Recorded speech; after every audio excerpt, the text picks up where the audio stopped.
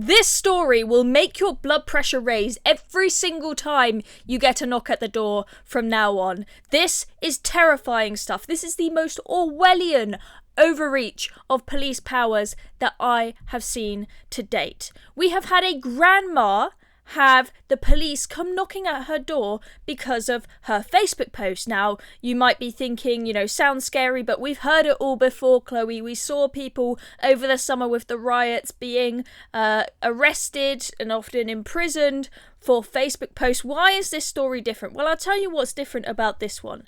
The stories we've had before have most of the time been cases where people have been arrested for Facebook posts that are actually written with, pretty poor language, would be seen as pretty offensive to some, written in quite a shouty, horrid way. And I don't think that they should have their free speech taken away from them for that, but they were, more posts that you could see might raise some alarm bells. But all this woman did was simply criticise Labour politicians. She criticised Labour councillors who have been caught up in this WhatsApp scandal, where we've heard of people saying in these WhatsApp chats that they hope that pensioners die. We've heard that in these WhatsApp chats there have apparently been racist and misogynistic comments made. She's been putting up posts asking that councillors involved in that WhatsApp chat resign. Seems pretty reasonable, right? But apparently that warrants a visit from the police. And let's just take a quick look at that Ring doorbell footage of the police coming to have a go at her.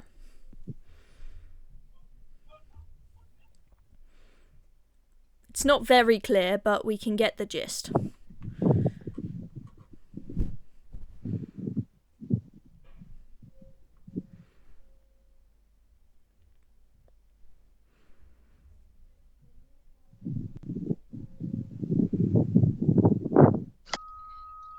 She's not very happy about them coming to see her.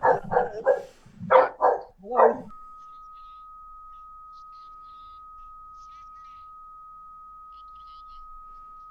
Is it Helen? Yeah, Helen, we're from the police. Oh, she's not being nice to them. I'm a police officer, Helen.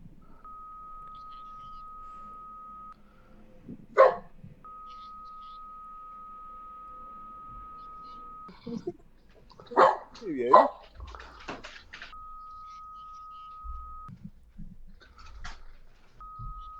You gonna speak? She's not happy. Okay, we'll give you a call on your phone, okay? I'm not going to stand out here if you're not going to speak to me. So there we go. They end up speaking at later opportunity, and she asks what the matter is, and it turns out that they wanted to speak to her because they'd received a complaint about her Facebook posts. And let's just take a look at those Facebook posts. So Darren did a tweet about this, and he put the Facebook post in here. So Darren says, in a move that reeks of East Germany's Stasi rather than modern Britain, two Greater Manchester police officers paid a house call to a 54-year-old grandmother, Helen Jones, simply for daring to criticise Labour councillors on Facebook. This fascist granny said outrageous things like, now look at these posts, "Let's hope he does the decent thing and resigns. I somehow think his ego won't allow it.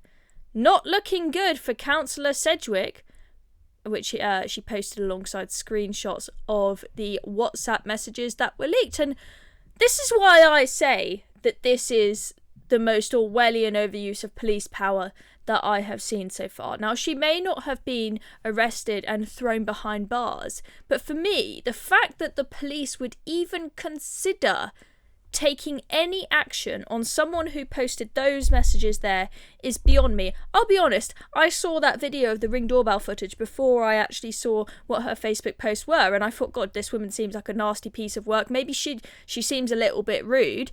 Maybe she did write something really, really horrible on Facebook. Not that I think that should warrant her free speech taking away, but I at least wouldn't be quite so surprised by the police paying her a visit. But when I read those posts, I mean, that just seems really mild. I mean, I've been on Twitter before calling for Labour politicians to resign. I've seen loads of other people doing it. It happens every single day.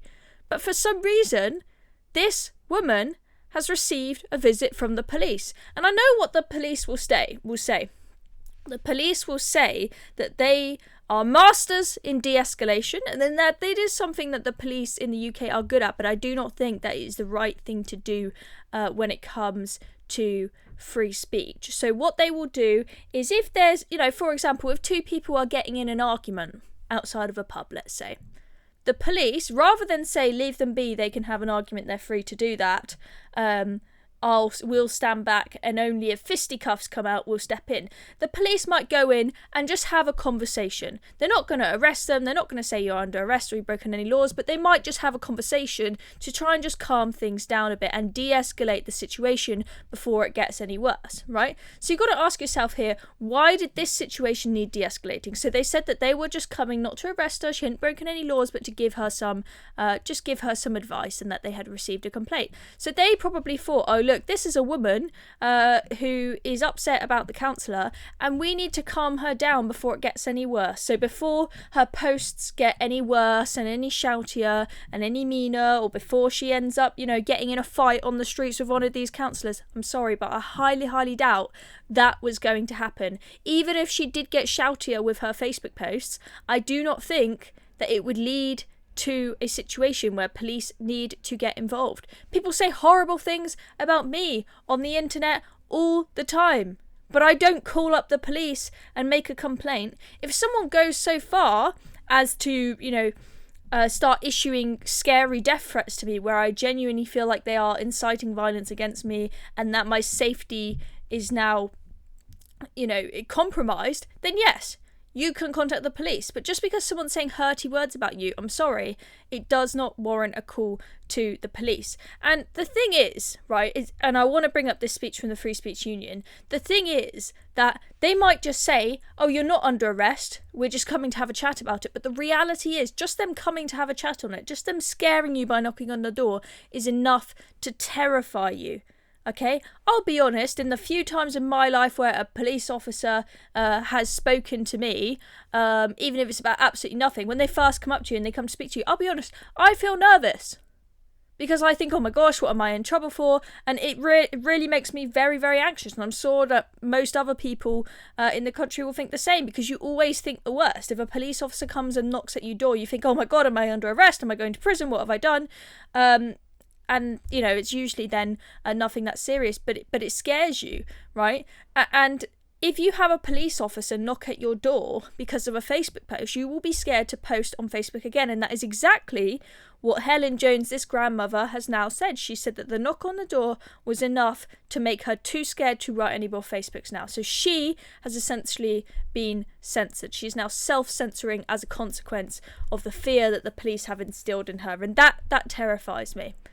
So the Free Speech Union, they say the Greater Manchester Police fails to solve 75% of shoplifting cases, yet 2 officers found the time to visit a grandmother over a Facebook post criticising Labour politicians. No further action was taken, but the chilling effect of the knock on the door is clear. Exactly, it's the chilling effect of it that makes you scared to say anything else. That really, really concerns me about this case. I'm glad it's getting the coverage that it's getting online and people are kicking up a fuss about this, because we need to send a strong message to the police and to Keir Starmer that we will not tolerate this in Britain. This is supposed to be a free country, and if you try and take away our freedoms that our grandparents, veterans fought for and died for, we are not going down without a fight. Okay, you will not get away with this, Keir Starmer. I'm telling you now. I'll probably get a knock on the door from the police for saying that about Keir Starmer. Anyway, let's have a look at, because you saw there in that Free Speech Union tweet, this mention of Greater Manchester Police failing to solve 75% of shoplifting cases. It really does make you wonder, well, why are you wasting any of your time on going to speak to a woman about a Facebook post when you've got actual proper criminals out on the streets getting away with what they're doing, and you guys say you don't have the police resources to deal with it? Doesn't seem like they've got their priorities straight. So I wanted to pick up this tweet that Alex put up, and he gave us a few more stats. So he said 76% of burglaries go unsolved, 89% of all rapes go unsolved, 56% of all shoplifting goes unsolved, 75% of all car thefts go unsolved. The UK is fast becoming a totalitarian nightmare where citizens are targeted over hard native and foreign criminals. This is the thing, is good law-abiding citizens seem to be the ones that get all the visits from the police these days.